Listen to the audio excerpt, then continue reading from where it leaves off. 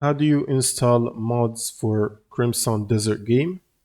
So first you'll need to open up your browser and head to nexusmods.com/games/Crimson Desert.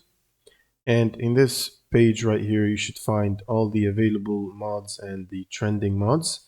This website will require you to be a registered user. You can basically register an account for free.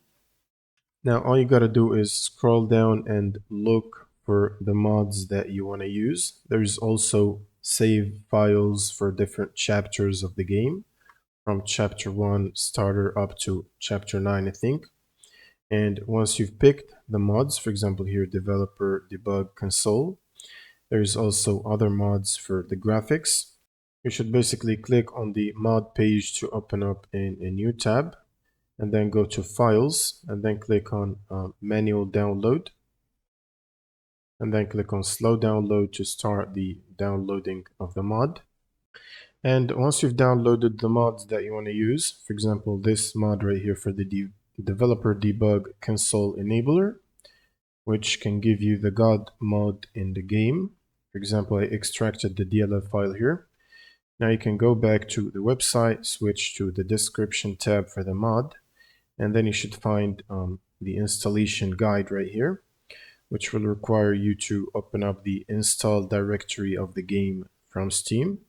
You can do it by going to your library right here, right click on the game, go to manage, and then browse local files.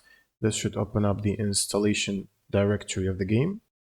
Now once you've opened up the installation path of the game, you should look for a folder called bin64.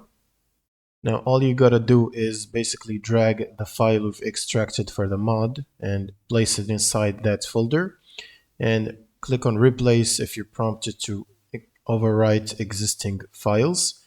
Now all you gotta do is start the game again after placing that file, and once the game is fully loaded you want to press the title key, which is this one, and that should open up the developer console. And for the commands, you can find them here. So toggle Jedi basically gives you invincibility or God mode, and toggle Sith will give you another debug tool.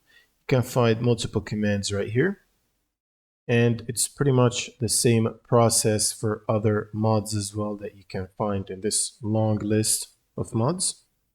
And if you want to get save files for different chapters, you can go to the link right here, which I'm gonna put in the description, where you can click on Files tab and find save files from chapter 1 starter save up to chapter 9.